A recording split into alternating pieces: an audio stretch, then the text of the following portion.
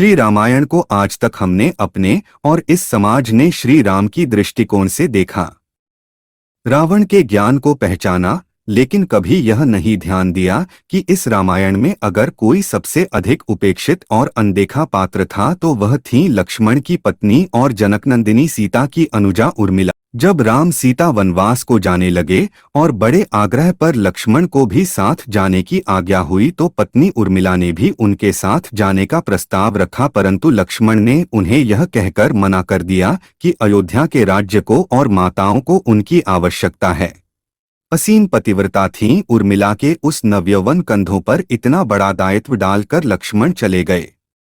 वह पल, वह जीवन सरिता जो कोई भी नववधु अपने पति के साथ गुजारती है, वह उर्मिला के नसीब में नहीं लिखी गई थी। पतिव्रता स्त्री ने जीवन के चंचल पड़ाव पर भी, अपने पति से दूर रहने पर भी लेशमात्र भी किसी और का ध्यान नहीं किया।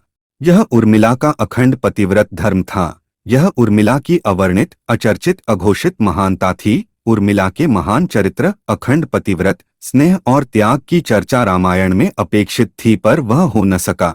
सबसे विकट क्षणों में भी उर्मिला आंसू न बहा सकी, क्योंकि उनके पति लक्ष्मण ने उनसे एक और वचन लिया था कि वह कभी आंसू न बहाएंगी, क्योंकि अगर वह अपने दुख में डूबी रहेंगी तो परिजनों का ख्याल नहीं रख पाएंगी। यह कोई कल्पना कर सकता है कि अपने पति को 14 वर्षों के लिए अपने से दूर जाने देना और उसकी विदाई पर आंसू भी न बहाना किसी नवविवाहिता के लिए कितना कष्टकारी हो सकता है। कितना हृदय विदारक पल था वह जब परम पूजनीय महाराज दशरथ स्वर्ग सिधार गए, पर वचन के सम्मान रखने के लिए उर्मिला तब भी न रोई।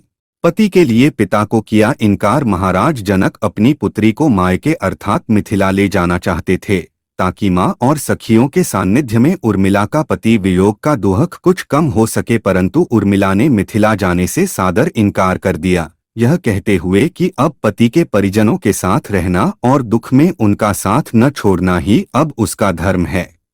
14 वर्षों तक सोती रहीं।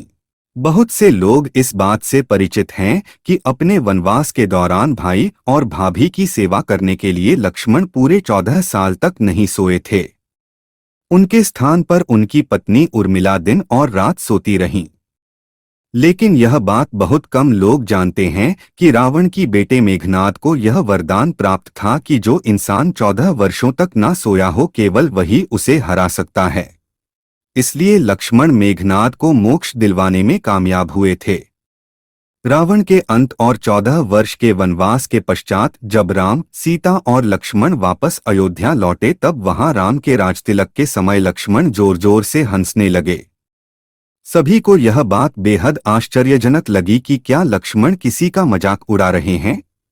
जब लक्ष्मण से इस हंसी का कारण पूछा तो उन्होंने जो जवाब दिया कि ताउम्र उन्होंने इसी घड़ी का इंतजार किया है, लेकिन आज जब यह घड़ी आई है तो उन्हें निद्रा देवी को दिया गया वो वचन पूरा करना होगा जो उन्होंने वनवास काल के दौरान 14 वर्ष के लिए उन्हें दिया था।